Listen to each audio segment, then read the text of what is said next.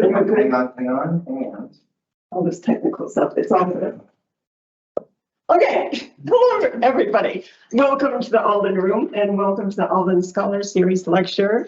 My name is Heather Salter. I'm the Reference and Special Collections Librarian here at Mill Library. And I would like to welcome you to the 16th Alden Scholar Series lecture to be presented by Dr. Howard Ashford. Very excited to have you here. Okay, deep breath. The Alden Scholar Series began as a joint collaboration back in 2012 between members of the library and the Department of History. And getting too excited. It has expanded to include other faculty and staff from across campus. The goal of the series is to celebrate faculty scholarship. And lectures are held here in this Alden Room, where boundless treasures and primary source material are housed and available for research and for browsing. The room is fittingly named in honor of Jessica Alden, who is an alum and the very first librarian of Oneonta Normal School. Many people made today's event possible, and I would like to thank the other members of the Alden Scholar Series Committee, including Sophia Dunn. I don't know where Sophia went, but Sophia Dunn in the back corner. Dr. Mary Lynn Benson, who will be here a little later, and Megan Palmer, all from the library. George Hovis from the English department, and Peg Engasser, CGP student, who is interning here in special collections this semester. I would also like to thank Darren Chase, our library director, Mary, Salamata, and Jasenia, who are the student workers here in the Alden Room, Matt and the custodial staff, Raphael, Mark, Ryan, and others from ITS, Information Technology Services, and Darren Lyons, who is manager of business operation for OAS. Darren has copies of Dr. Ashford's book for sale that will be available after the talk. And I also want to thank anybody who I might have forgot who has contributed to this event in some way.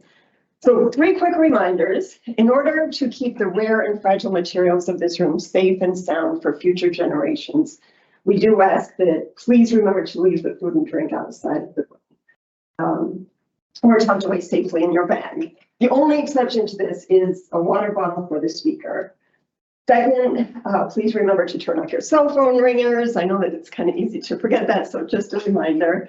And then finally, in case of an emergency, hopefully there's no emergency or fire drill, there are 2 exits to this room. The main exits, if you need to exit the building, you just go down the stairs to the 1st floor. If you exit this way, you would turn left, go down the stairs to the basement level. After the talk, there will be time for question and answer, and I will return to share a few more quick reminders before we break for the reception to be held in 318, which I hope you're all able to join us for. And now, without further ado, I would like to introduce my colleague, Michelle Henley, head of special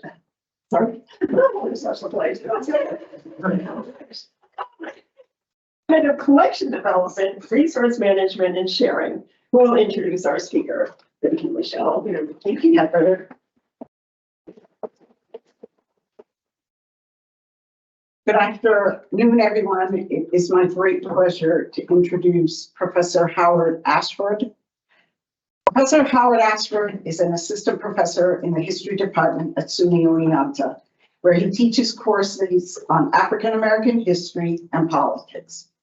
He also served as the interim director of the Center for Racial Justice and Inclusive Excellence. He was born in St. Louis, Missouri, and raised in Kosciuszko, Mississippi, where he developed his passion for history and genealogy.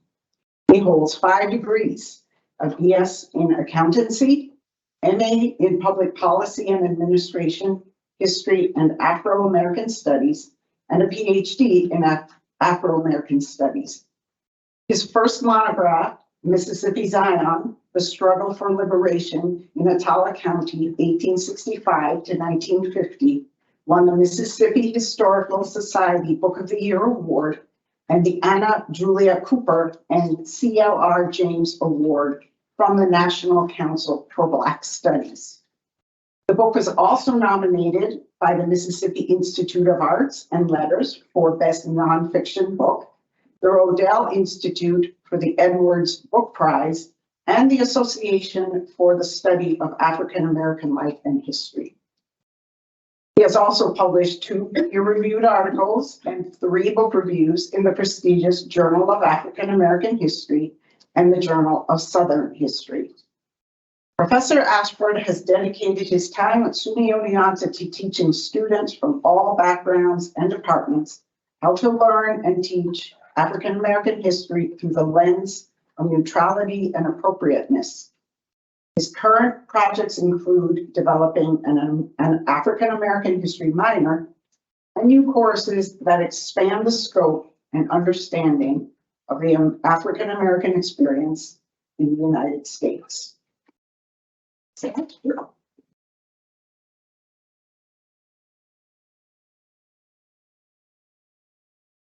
Good afternoon, everyone. I'm happy that you all are here today to hear this lecture, or I don't like to say more of a talk. I don't like to lecture. Even to my students, lecturing can be a bit monotonous. So I'll try to make this as free-flowing as I do in my classes. Despite the fact that I talk a lot, even when I still, speak about things, it's still quite the honor for people to actually want to come and listen. So today I really just want to explore or talk about my book in terms of what it is intended to do. Victimhood is not necessarily historical. Victimhood is a way of looking at the past through one's own lens. However, though, we're not necessarily looking at history necessarily through the lens of the people who lived it. So what happens when we actually start to look at the people and what they experience and begin to question what's the impact of their actions? So I am not your victim. Black power and what's the roots of Jim Crow society. So before we begin, and I've already had my cry, so I would like for this to be just an honor of Dr. Tim Newton, who was my friend and who was actually teaching me how to sing. And so actually through that, he actually helped me to learn how to speak more in public or feel more confident speaking more in public. So I did want this talk to be in his honor. So, which I cried this morning when I actually, so I've had my cry for the day. So the overview of this, I will talk about what gets me going, what got me on this track in my journey, and kind of what were the hurdles and pitfalls, and what was the joys of it.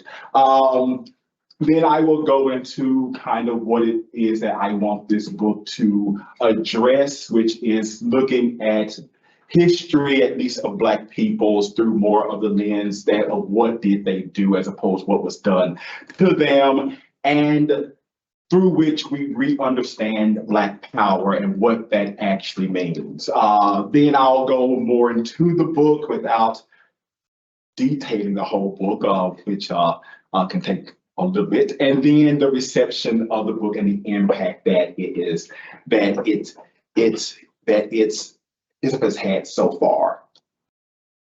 So my inspiration, and there was supposed to be something else on the side here, a picture of me, but I forgot to put it in. My inspiration is genealogy. History for me was not my main goal, but genealogy was. I was always wondered who came years that's ahead of me. So yes, I knew my parents, I knew my grandparents, or 3 of them, but who were their parents and who were their brothers and sisters, and what did they do, and what was their life like? And after watching Roots as a kid, it just fueled something in me to want to know the question of who was I? And through that, I began to discover the linkages of people, and kind of as I learned their history, it began to counter what I was being taught in school about myself. So when the narrative of it, in schools when you're told the same story. Black people didn't have education, they didn't have land, they were poor, they were illiterate, they were disenfranchised, lynching. That's a very gloomy history. And no, but then as I researched myself and as it expanded, then I saw educators, I saw voters, I saw people that own their own business, people who were in the positions that's like a power, leaders. And then that was the question of why is it then that we often only hear one narrative? Why do we only hear the narrative of the bad when it relates to Black people? And if you're going to go into history, then one good question to have on your mind is why? And I always question why, when this may be a story of Black people, but it's not the story of Black people. So that was my inspiration. What I discovered in the archives, in the libraries, in the courthouses, I would be what one would consider a nerd when I was a kid or even now.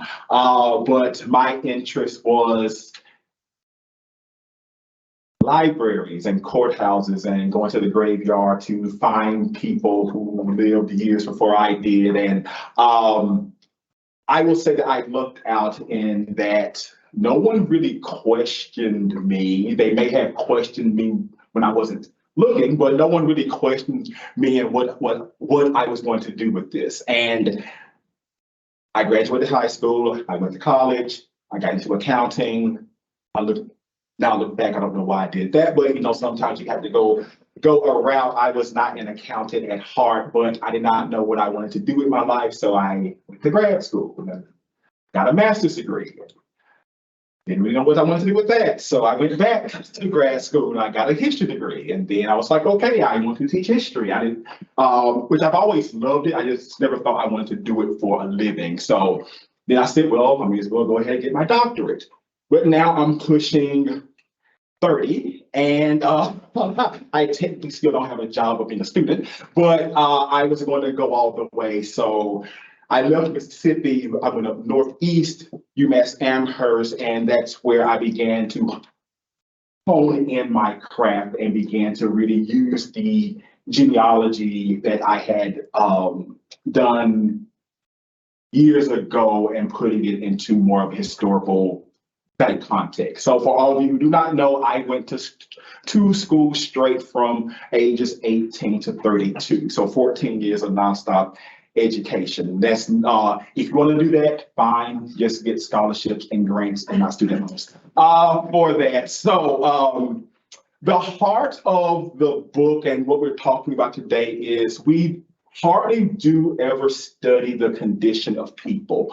We mostly take what we have heard and that becomes the norm. But what do we really know about the people that we are actually discussing or speaking about? So Du Bois has this quote that I use at the start of my book is that we don't know, but is it because there is nothing else new to learn, or is it that we don't necessarily want to know anything that may go against what we have been told to think about other groups, ourselves, etc. So, and the more we learn, are we going to be disturbed by what we find? But I find that disturbing can be in a good way, that some things you find can really change the perspective of the way that you view the world. Because what do we really know about any entity if we are not going to read more about them, research more about them, or at least want to know something new about them? So with that being said, why is Black history, Black people often discussed through one lens, the oppression lens, the victim lens, the you don't have lens? Well,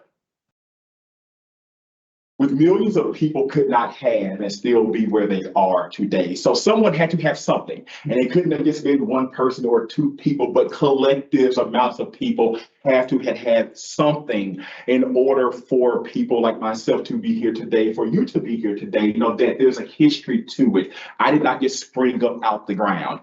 Something comes and then I'm just in that line of time. I don't exist out of time.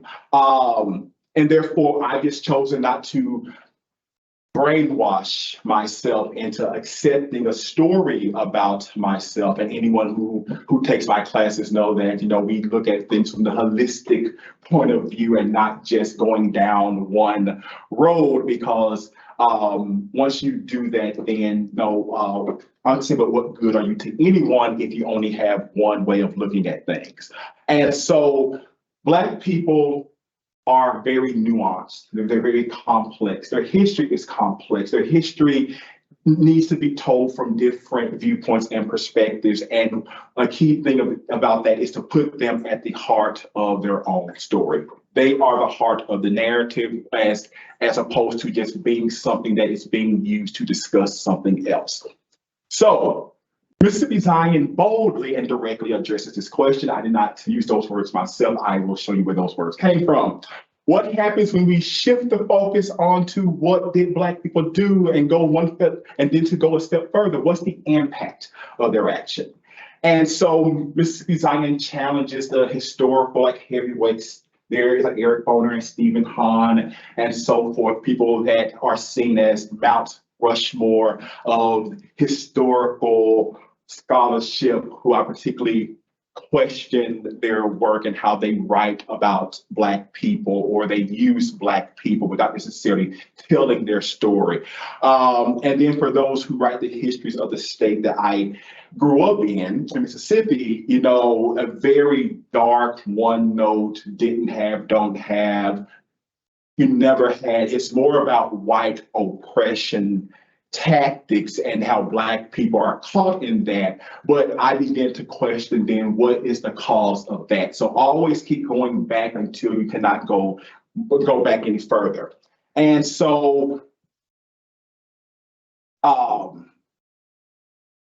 what people tend to do is take what is happening today and drag that back into the past, which you never do as a historian. You take the time period you're studying and you take the past and you bring it back to the present, but you never take the present and bring it back to, because then what happens is you can create the assumption is, well, if it's like this today, then it must have been that way 100 years ago or 50 years ago. And that is not necessarily a way that historians look at history, or a good historian does not look at history. Therefore, you do not cherry pick facts to continue that argument, that you use all the facts you find to create a more nuanced perspective. And so the historical story of Black people and Black people in Mississippi in particular is just redundant. It's a redundant story. It's not one book, it's the same book reading over and over and over again, but many people have taken it to be the only truth of the matter. So as in life, and to get a job, you must bring something new to the table. If I was going to write another book on the struggles of Black people in Mississippi, at some point, it probably could have been a book, but it probably would have just been another book on the shelf. So push yourself and always question why, and if you feel strongly about the question why, then go for it. And therefore, as I began to research and study more, and I began to ask my questions and to create this book, I was fascinated with Black power, but not the 1960s version of Black power, not the fist in the air, not the chanting of Black power, not the wanting of something, but more something that was a lived experience, meaning that what is power? What does it mean to one individual, a collective amount of people? What constitutes power at a given time? So Black power is not something that's extreme. It's not leftist. It's not like radical. It's common sense. So we're looking at this country in the that's the 1800s, 19th century. What constituted power? Land, voting, there's education, there's working with people who want to work with you, there is building of homes and churches, spaces where you can grow and thrive. That was power. It wasn't a concept, but it was a lived experience. So Mississippi Zion takes the lives of those who were once enslaved and just continues to tell their story. Because if you were enslaved, you constantly fought to be free. You constantly fought, or what would that day look like when you could walk on your own and do what you wanted to do, achieve just a level of being seen as a human being? Well, those are the same people who live through Reconstruction, which I'll talk about that too. Therefore, they didn't go from wanting to be free to just sitting there waiting on Booker T. Washington to give a speech, and for I.B. Wells to write a book, and then you wait a couple of years, there's Rosa Parks sitting on a bus, there's Dr. King's speech, there's a couple of laws, and then we're here. That's not history. That's not the Black experience. That's not really anyone's experience. We often study people like Wells and Washington, Du Bois, et cetera, but those are people who are standing on just your everyday kind of human being. And that's what I wanted to tell the story of the everyday person. The everyday person, what did they do? What were their lives like? And again, what is the impact of it? And this notion of Black power. So this is where my research kind of ticks people off. So when people have staked their careers or their scholarship on a certain position or a certain point in a certain argument, and someone comes along and basically says, I don't know, getting this book out of UMass, or getting it out of UMass, or me getting out of UMass, I took a lot of flack, because what I was saying was that as those who were enslaved, they understood what was power. And therefore, they merely took what was power and they used it themselves for one to live with this other notion of being truly free. If you do not necessarily control yourself, another entity is more than happy to control you. So while the problem came is that I was I did not strongly emphasize every single word that I wrote of white power, white supremacy, white domination, racism, discrimination, oppression, and so forth. Because at the end of the day, through the lens of those coming out of slavery, who cares what people think about you? You have things to do. And essentially, Black people had things to do. They had to construct their life. They had to start anew. Therefore, the notion of reconstruction, what are Black people reconstructing? Slavery? The old systems? No, they're trying to construct something new, and therefore they did not have time to sit around to say, my feelings are hurt. Someone called me a name. Someone treated me this way. If so, they would not have done anything. So I was essentially saying, why are you centering the actions of others in the heart of Black people's stories and narratives? Do you really think that they sat around all day crying about what others were doing to them and saying to them? No, because they understood the game. We had to understand they lived this life as slaves. They knew the game. Therefore, they had to play the game. And therefore, I basically say, because the whole book is Black people doing things. Black people had things to do. And therefore, how they viewed themselves were just as citizens who were Black people. But that did not mean that they did not have the same rights, the same access and to what any other group had. Therefore, the 13th Amendment, it says no slavery. Next amendment, number 14, you're equal just like everybody else. Next one, 15, you have the right to vote. That's going to center their lives. If it says it in the Constitution, I'm going to do it. If someone doesn't like it, who cares? That doesn't negate the fact that people still acted in ways against them, in terms of threats and violence, etc. But they didn't live that life of fear. They had to act. And therefore, as the book will show, the more they acted over time, there's a reaction to that. So, Mississippi, for those of you that have been there, you're not missing much. I love it. But again, I'm a rural person. So if you took the college out of Oneonta, you will have a lot of places in Mississippi. Attala County is where I was raised. I moved there at age 3, but my history is in Attala County. My mother, my father, their ancestors, a lot of them can be traced back to this county. It's in the heart of the state. Coming out of slavery, it did not necessarily have an overwhelmingly white population or black population. It was near equal in terms of numbers, which made it a very interesting study. And it wasn't in the black belt of the state. So also, because most studies of these states in the South mostly look at the regions where there are a lot of black people. And you had the archives there, the courthouses, you had the libraries where everything kind of stood still in time. All the records were there and preserved, and being able to go into those archives and just see people's lives come to life, that helped a lot. So, and this is where my genealogy comes in, is that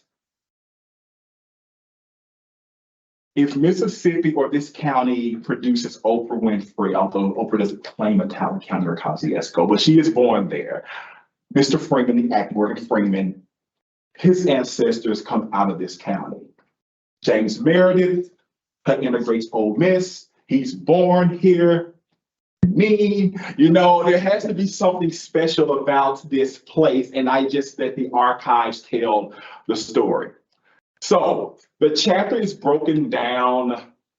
It goes in order of time, but within each chapter, it covers a different thing. So chapter 1 is a new dawn, a new day. What's the first thing that you have to do? Make money. At the end of the day, it's all about the Benjamins. It's all about the money. Well, if you are coming out of slavery, how did you make money? Well, if you were a slave, you were capital. Therefore, you understand the system because you yourself were just that. You yourself were human money. So what you see on the screen here are contracts. So we often talk about the labor contracts that you entered into as a slave, and how a lot of times they were like, that if you were once a slave, you did not get good, you didn't get a good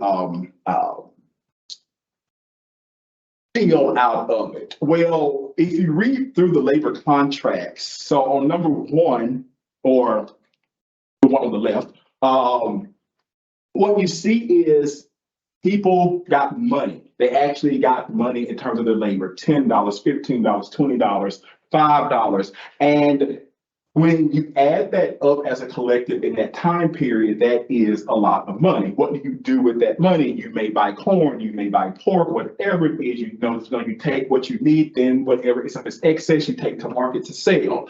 Or you had people who were paid only in food, 100 pounds of pork per person. That's a lot of pork. That's a lot of, let's see how many, 1, 2, 3, 4, 500, pounds of pork.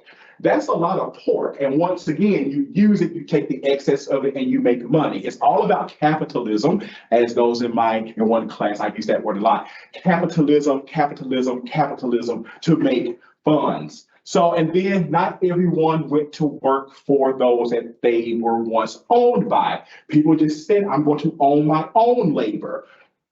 Barbers, laundresses, mechanics, carpenters, brick masons, people that bought land and owned their own land, and farmers, because they understood at the end of the day, if you don't have money, you do not exist. Or if you do not have money, then your labor is no longer yours, because then then you're more likely to lend your labor out, and you may not necessarily get the best deals on your own labor. So Black people after slavery set out to make money. So what you'll see a lot in this presentation are pictures. I started collecting pictures at age 11. That shows how much I love genealogy. And over the course of I stopped collecting about 2 years ago. So over the course of 26 years of my life, I wrote to cousins all over the country, harassed, if you want to use that word too. I used my parents to also harass their cousins. So to get access to pictures and so forth of that nature. But History helps when you can give people a name, when you know how they look, a face, and therefore you're going to take their stories more to heart. So Jeanette Evans was a cook. There's Alice Austin, who was a merchant that owned her own business. Thomas Gaston made baskets. George Bullock was a farmer. Charles Buchanan ran a newspaper, all in Attala County, this rural county. And there's much, so there are many people like them. I do want to say that Jeanette is my great grandmother. So being able to have a picture of her was a joy. What the book also uses is a lot of numbers, a lot of data to showcase one, while the book is about one location, but it's also in connection to others around the area. So there's Choctaw County, Carroll County, Holmes, Lake, Madison, Winston. So that's going to comprise the central part of the state. But look at the Black wealth.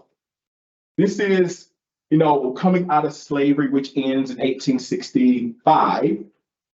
So few years out of slavery, this is the amount of money that Black people had accumulated. And that's just for those who put on record that this is what they had. So Attala County, in terms of total wealth, this is a lot of money in that period of time. So scrolling through image after image of the census records and writing down individual household number and adding it all up. Thank goodness that I know how to use a spreadsheet. But this is just to show that people not only made money, but it wasn't just $1 or $2. It was definitely a lot of money. Break it down by location in the county to show, depending on where you lived in the county, where a lot of who made more money. So B1 is where I grew up in. It's B1. Then the next, take that back. I'm not B1. I'm township number 15. So the next beat is B4. That's going to be your heavier. That's where a lot of Blacks lived in that time period, and therefore that's why there's a lot more people there who made money. But this is to show that it's not just me hoping and wishing that they did this. I use a lot of stats and data to support what I'm saying. So as I tell my students, you can say whatever you want to say. You have to have the evidence to back it up so that people take what you're saying seriously. Then we move into land. Black people did own land. They weren't just sharecroppers. They weren't just, working on other people's land. They actually used the money that they earned to buy land. Land was power. Land is liberation. Land gives you space to create your life, your community, etc. You could extend your land to your brothers, your sisters, your cousins, grandparents, people of that nature, and therefore they have access to land. Generational wealth. This is those origins of that, because as those who were once slaves, most likely sometime in your life, you were handed down to somebody else. And that was wealth. So the notion is you have to own things to hand them down. Because the ultimate color is green. So it didn't matter if you were Black and somebody was white and they don't like you. If you got the money and they do not, what are they going to do? Say no on principle? At the end of the day, you still have to eat. So that's where, as I also teach in class, economics must always be put into play, because why would somebody sell Black people land? Well, coming out of the war, the South was not necessarily big sprawling lands or plantations anymore. The South was very poor. And so as a result, people needed funds. And as Black people made money and they wanted land, it's just a simple transaction. You don't have to like me, but you do like my money. So that's why not necessarily caring how people felt about you, but just having power gave you access to different things. This chart shows who were the landowners, not all of them, but a few of them, how many acres of land they bought. So looking at land deeds, you flipping through big, heavy books of land deeds, cash in hand, cash in hand, cash in hand, cash in hand. There's a lot of cash in hand to that you have to get land. 800, 800, 235, 590, 835, et cetera, et cetera. Now I'm talking big money here. 2,300, 7,500. Where is this? This is not a history that I was taught, but it is a history that was. It's a reality of people. And the beauty part of this is Nicholas McLemore is my great-great-great-grandfather. Then there is William Ashford, who's my great-great-grandfather. Jackson Presley is Oprah Winfrey's ... I can't say it because I'm writing the next book on that. Thomas Jameson is my great-great-grandfather. Grandison Thompson, great-great-great. And the last one is my great-great-grandfather.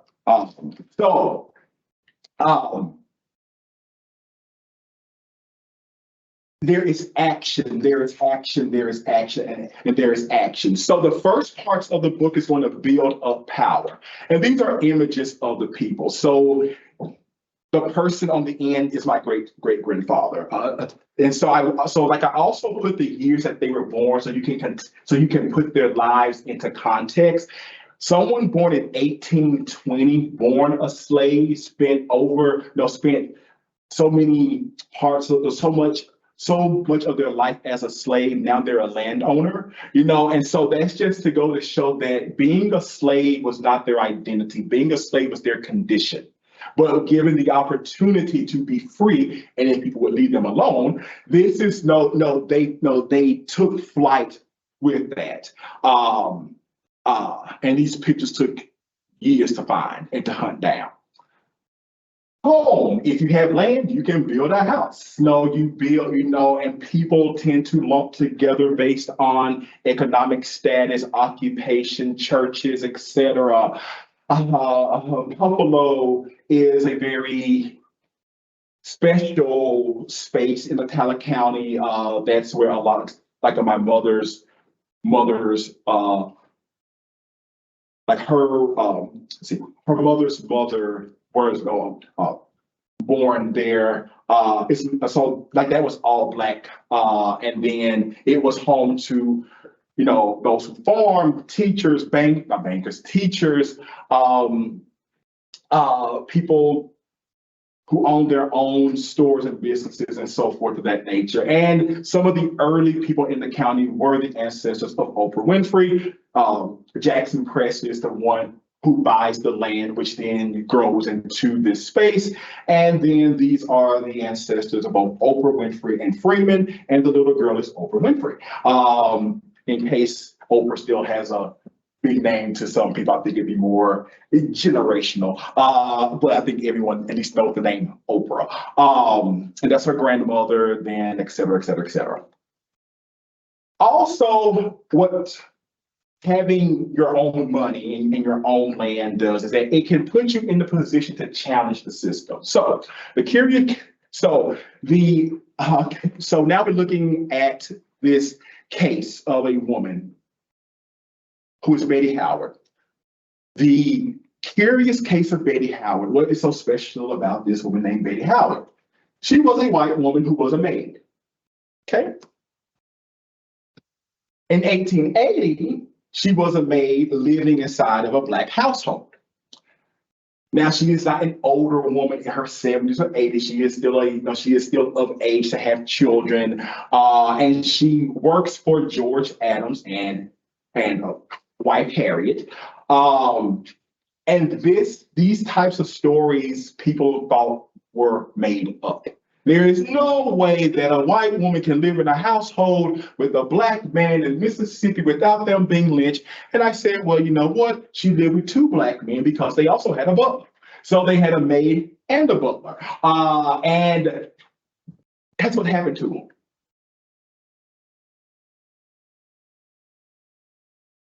Nothing. Nothing happened to it. There is nothing written in Mississippi law or nothing in the Constitution that says if you are Black, you cannot have a white live-in maid.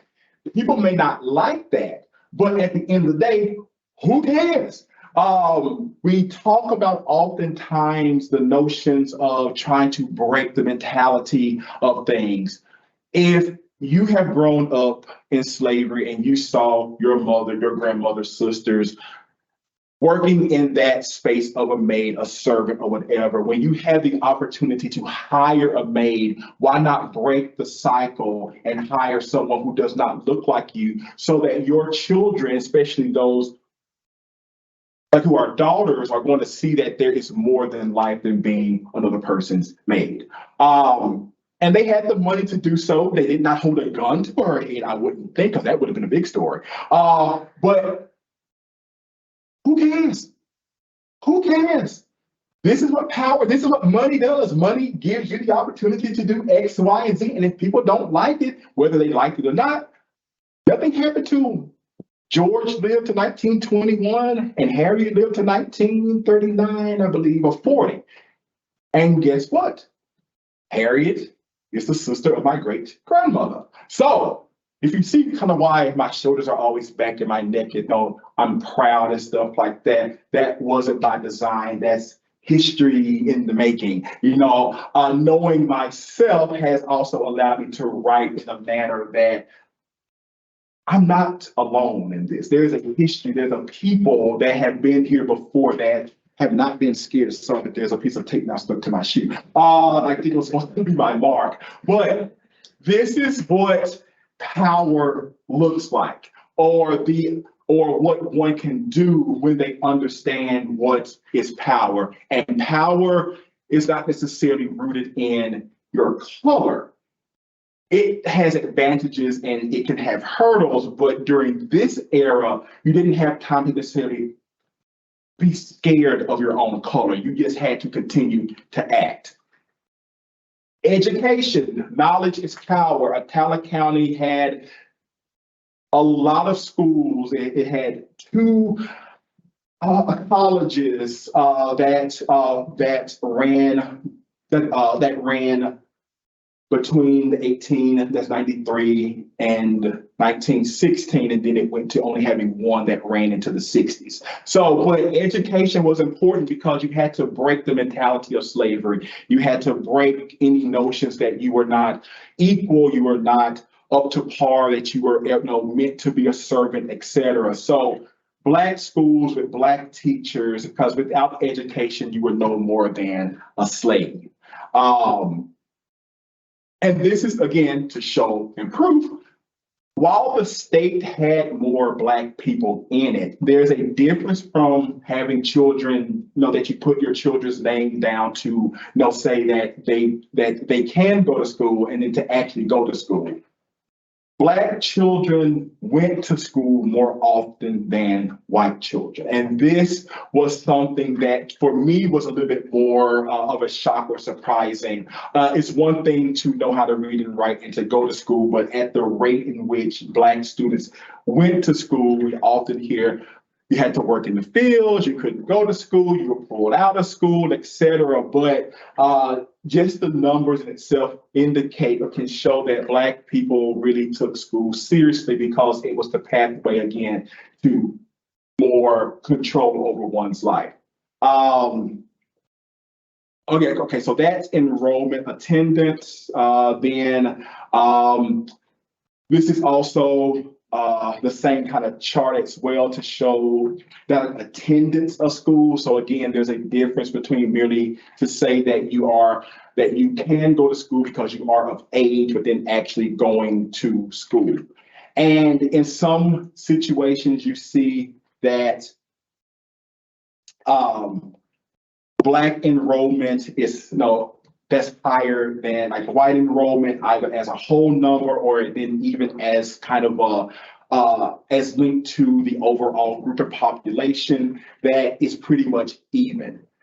This poses a problem historically because around 1886 in Mississippi, at least after these numbers come out. So it's not a coincidence that these numbers are put out in 1885. 1886, though, the laws began to change.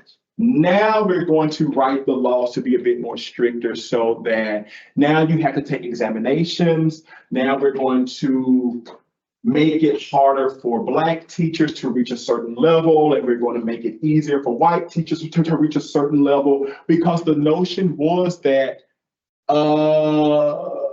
these numbers aren't supposed to be like where they are. And in a sense, why they were is because for most white individuals, school was a privilege. School was not seen as something that everybody did. It was, and therefore, hence why a lot of white children did not go to school, but there became a push to make white students go to school. And by law, now you're going to begin to channel a lot of the money to the white schools, and you're going to begin to deplete that of the Black schools, because Black people are utilizing schools in a manner that was not expected of them, and white students or children were not utilizing school in a way that people thought that they should. So you're starting to see power is now beginning to create pushback and backlash.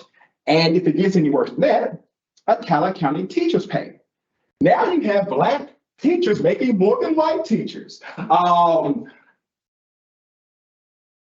This becomes controversy in the newspapers, at least. How dare you pay Black teachers, especially Black men, more money than you do white teachers, whether they are, despite their sex. So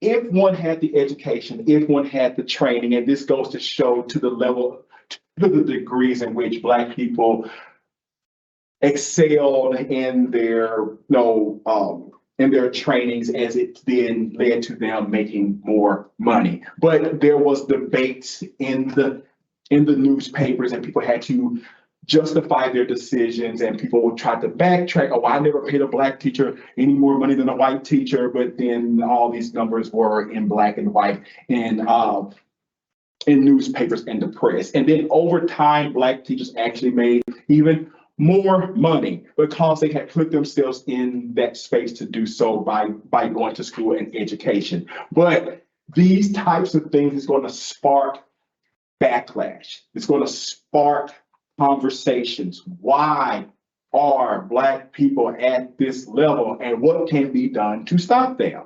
And some pictures of some of the educators. And there's a lot more in the book. So, and lastly, voting is power. Enfranchisement is power. As we all know, states began to rewrite their laws, their voting laws, to make it harder for Black people to vote, whether it was to prove that you can read and write, your literacy test, or if you wanted to vote, you paid a tax. Well, what have Black people been doing since they were free? Going to school. Land, money, economics. So when these laws come out, okay, want me to read and write? I can read and write for you. You want me to know a tax, a poll tax? Here's your $2. So this chart goes to show the number of Black men who put their names on the books when the new laws went into play. And just to show that it's not one exceptional Black person, it wasn't two Black people. 500 plus Black people over a span of time continued to vote and put their names on the books. This goes against most histories when we're just talking about Black people in general not having the right to vote. That is going to be the pushback to this. So just know that you understand what power is, then these are pictures of those who voted, the enfranchised. Some people did not vote merely because of choice, not because they could not read and write, not because they could not afford to. Some people just chose not to play the game. Why go through all of this hassle? It's not worth it. But we can't automatically assume that Black people didn't vote because white people told them that they couldn't.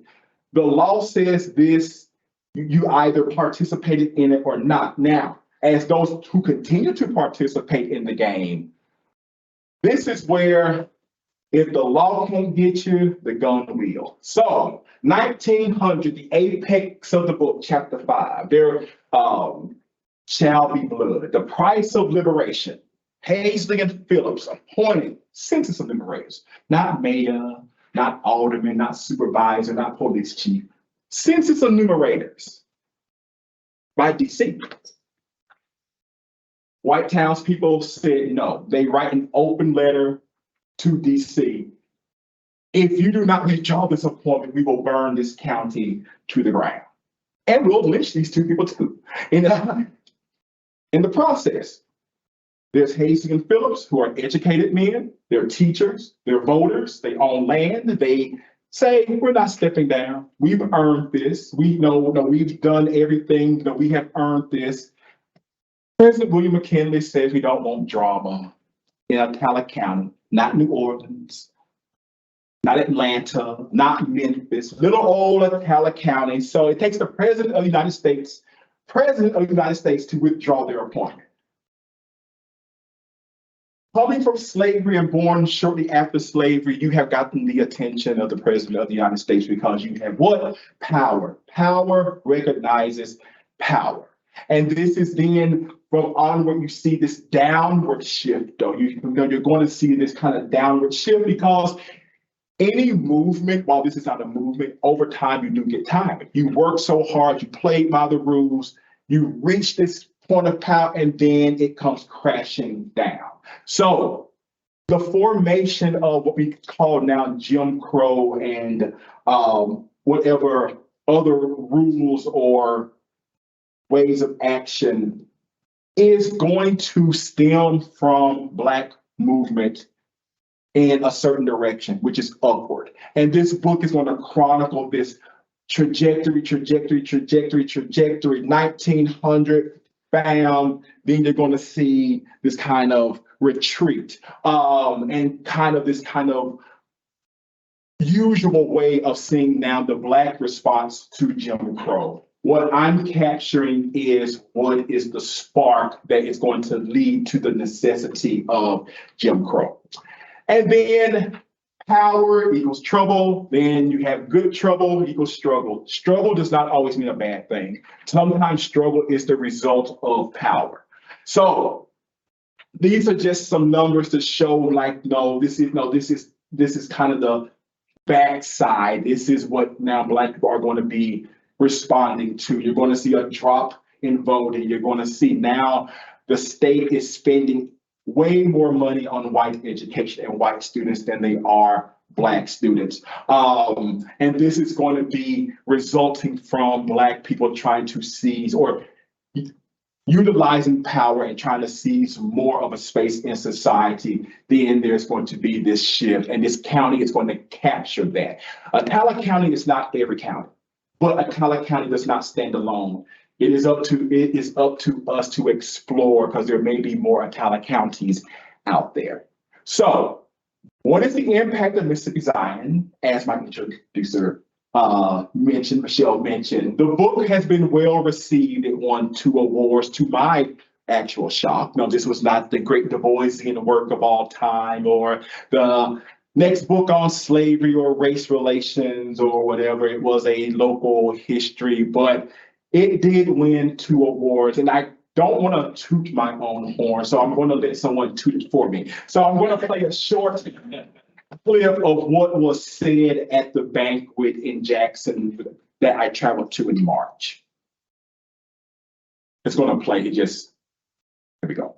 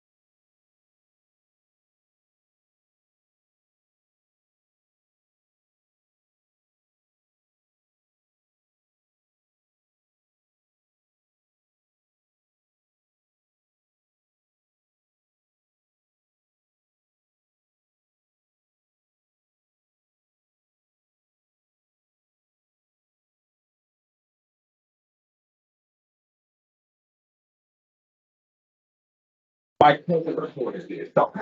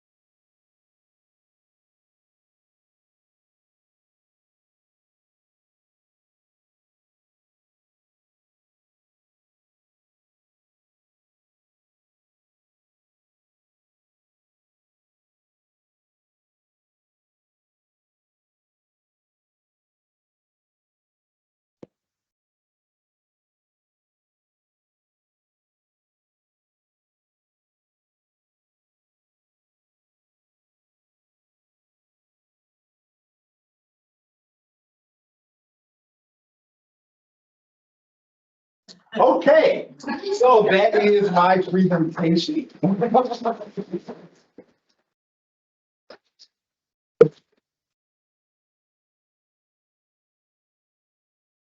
Dr. Ashford, that was amazing, absolutely amazing. So now we have some time if anybody has questions, either in person or those joining us online. Where? Within the blue square, okay. All right. Am I in the blue square? You're right. What do you think inspired you to kind of study this area and these people in, I guess, such a pragmatic lens? That's going to go back to my genealogy. That's where it started from, just knowing the names and dates and kind of seeing like a small little a space within the county. But then as I began to see who married into what families, and then began to see what they were doing and what they were doing, I just saw that there was a lot more going on, and it took me a while to really find a way to historicize it without making it too broad, since I was looking at like one location.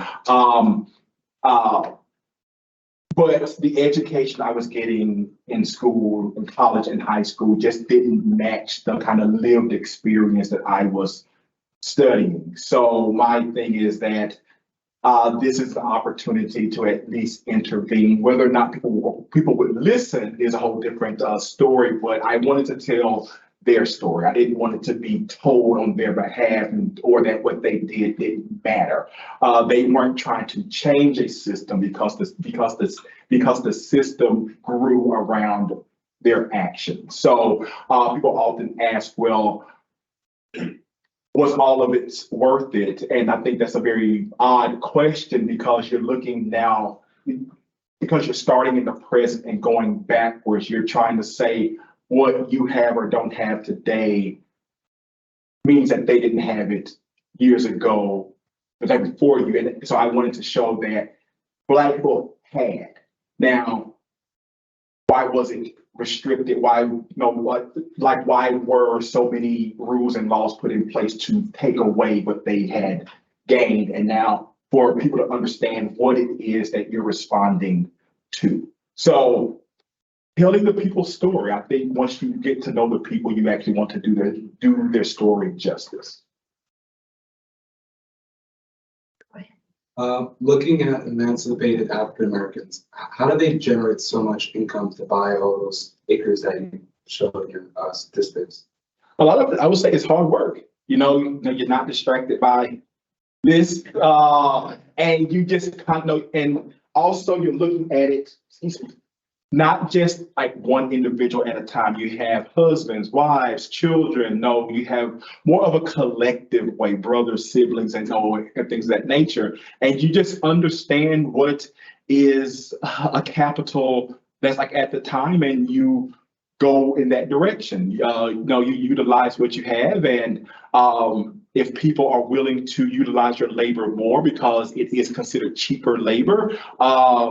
And this notion of thrift, not going out and buying the latest Jordans or the latest iPhone 6 and having monthly bills and stuff like that. It's like, it's sometimes hard to imagine in that time period to accumulate that much money and wealth, but we also have to consider what they didn't have to contend with in terms of bills and expenses either. So you're able to accumulate and save, but it's not like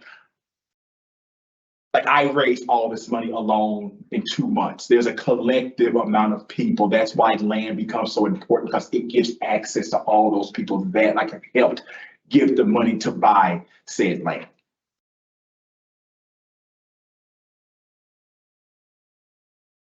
First of all, thanks, Howard. That was really fascinating. I was curious about the negative, because since you said there had been some negative reaction. Yes, I was curious about what that was, but it's not like you're challenging, especially the subsequent history of discrimination, right? So I was wondering what people's objections were to your book or your dissertation committee or whoever it was, or critics or anyone who So getting the book to press, the biggest complaint was that there weren't enough White people in the book.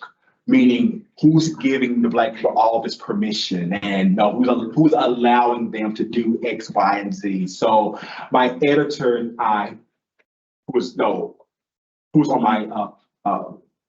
my team the whole way, I told her, there are things I agree with, with comments and stuff like that, but this is not about trying to fit a narrative. It was almost like people could not imagine that Black people on their own could do X, Y, and Z without somebody allowing them to do so. Others thought I was trying to write a counter narrative, but it wasn't that bad and so forth, which I'm not trying to do.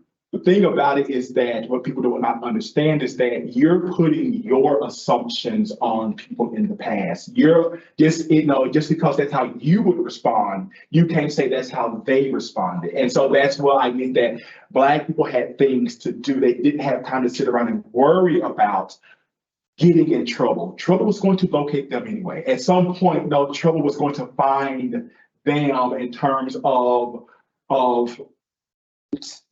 that 1900 incident. Trouble found them. They didn't go looking for trouble. They were just doing what they wanted to do in life, and trouble found them. So if you push Black people's actions out the way to only talk about what happened to them, then you're not telling anything about their life. You're actually doing the history of white oppression or white action. And there's plenty of books already on that. My thing was just that let's just shift the focus a little bit. And one thing that I was taught in my training was that some people, once the spotlight is not solely about them, they don't know how to respond. So it's like if you're writing a book on Black women's history or just like women's history, and I made the mistake of saying, well, she's not talking about men because the book isn't about men. You can't know, it's not about you, it's not about. Okay, so it's the critiques or kind of the pushbacks, and this has not been well received by the broader historical community. You know, that's like the American that's Historical Association, Southern Historical Association. You know, crickets. You know, because it is asking people to write African American history through their action and not through the actions of others. So you know that comes. So you take the good with the not so good. George. Thank you for that talk, Howard. That was great. And congratulations on the book and all of its prizes. I'm really fascinated about all of the data about land, wealth and land and farming. I'm curious, I know it's sort of beyond the time frame of the book, but it's sort of later in the mid 20th century, the rise of agribusiness and how that impacts Black farmers and the wealth and loss of land, et cetera. So actually, that's why the book stops where it stops. 1915. This was designed to be a 100-year study that was supposed to conclude with Ole Miss being integrated, James Meredith to show this overarching, you know, but then I was told you will be in school even longer if you try to make it like a 100-year study. So it gets split in half. One, because the people that you start with are no longer in the picture by the time that you get to 1963. And there's new people, there's new rules, new laws. Black people begin to move north and migrate north. And so that's going to be one of the things is that as a lot of Black people move north, what happens to their land? It's not always so the land doesn't always stay in the hands of the family. Some don't pay taxes on it. There are some that are scared off their land, run off their land, which it goes up for auction and things of that nature. So land in the 20s and 30s and 40s is not the same land scholarship that we're talking about in the 1860s, 70s, 80s, and 90s. Hence why the book gets cut in half, because basically you're saying end of Act 1, change scenery, change actors, and then you're really telling a whole new story. And so that's, but with a lot of people as they move north, land is just, the same land is just not as important as it was because this is a new generation. It's not the same generation that comes out of slavery where land was essential. People's mindsets change again, times change, the fight changes, and you start anew. And land sometimes gets lost. It gets lost in that transition.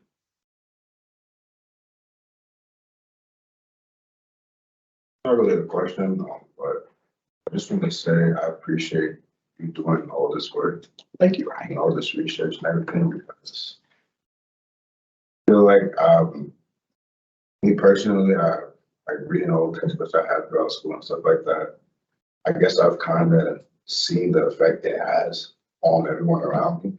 And I guess what people want closer to and is how the effect it has on their mindset specifically. And what they can't do and what they can't do. And growing up, I never really understood that. I never really grasped that, like, I know how things have been, I know how things are, but that doesn't mean I can't do what other people do. Like, I could do what I want to do no matter what. There you go. So always seeing that, like, just being around that growing up is like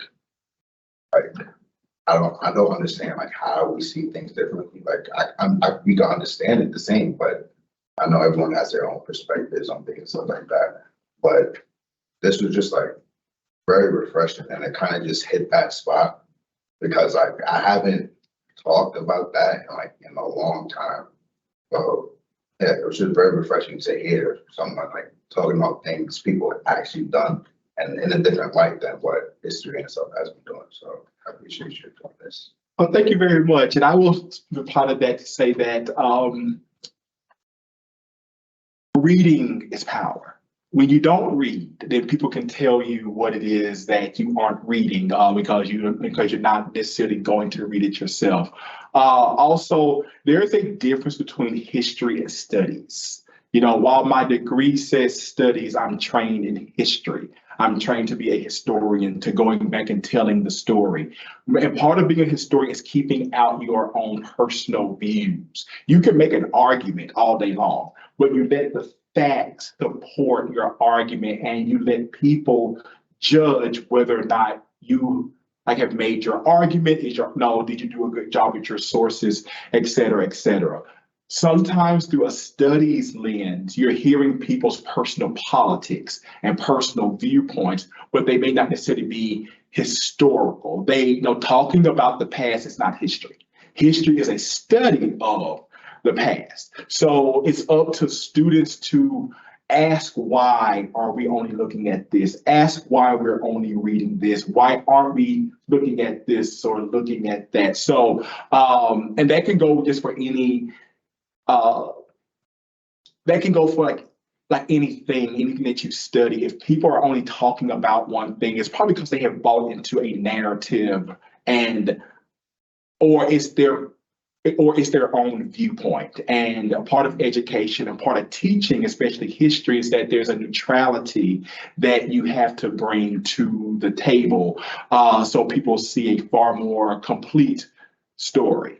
And it's not like this book doesn't talk about the bad things, but the bad things are a response to the good things that are happening. It's not like people just did nothing because bad things are happening. It's just that I show that good trouble equals struggle, meaning that the good things that you do that people may seem to be troublesome is going to spark a response to that. So, but it's all stemming from action. There's no response to inaction.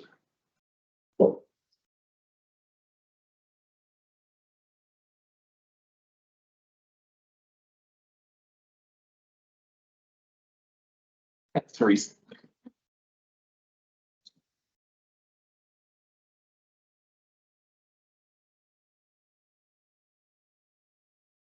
What was the most surprising or exciting to you that you found? About it? Well, I can say that, and I hope that they don't get too mad at me. My family was not the most useful in my research in terms of that they didn't care about this stuff. They did not know. My mother would say, this is who I knew. This is what I remember of my grandmother, so forth like that. I wasn't interested in hearing about the 20s or the 10s. And also people just weren't sitting around talking about the good old days and stuff like that. So I had very little stories to go by. And I think that which I think helped me. It made me go into the archives to get the true stories out, as opposed to only saying, oh, well, this is what mama said, or this is what, my aunt said or uncle said and stuff like that. So I think the fact that most people just didn't care. But if I'm going to say what's the most interesting thing that I found about my family, was that in 1888, Judge Jason Niles, who was once in Congress in DC, he kept a journal about the everyday happenings in the county. And in 1888, he actually wrote in his diary that my great had died I think it was May 29th, 1888. So my great was at least somewhat in contact with somebody that was in Congress in DC, so I think that was knowing who they knew, or, and kind of dispelling any myths that people didn't interact based off of their color and stuff like that. So I scanned that and I keep that to show that, that was quite unique. And so, And also when you see my dress or how I like to dress, or my more to be a bit more flashier, that's part of my genealogy and my DNA. I come from a flashy people, kind of thing. So what you see is pretty much 200 plus years, of people who are meant to be seen. So I guess I'm meant to be seen. So I guess I could take that out of that entry. Thank you, Teresa. I have a question in the chat. Reese has asked of all the photographs you've collected, which one is your most cherished, and why? Ooh. That's hard.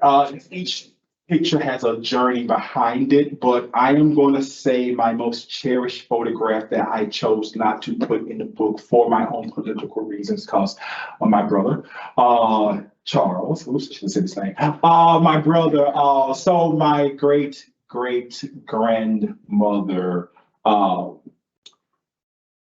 who was born quasi-free, meaning that her dad was the owner and her mother was enslaved, but he never counted her as a slave until he died. Then his wife enslaved her. And she died in 1881. So being able to discover that picture of her after everyone said that they had not had a picture of her. So being able to discover that picture is my most cherished one. And it's her daughter is the one that had the white maid who worked in her household, because coming out of slavery, she herself worked for clothing, not even money. No, she worked for clothing. So, so just seeing a picture of her with her daughter and her grandchildren in the early 1880s before she died. She died in 1881. Yeah, so that's my most cherished picture that I keep in my bank vault. Thank you. Thank you, Reese. Thank you so much. Thank you very much. I appreciate it.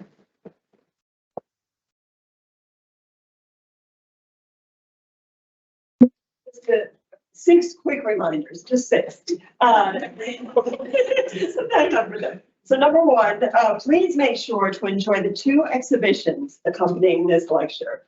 These were curated by our special collections intern, Peg and Gasser, and one is located just outside the Alden room, and the other is in room 318, which is where we're going for refreshments. And then after the event today, that exhibit will be moved back here into the Alden room.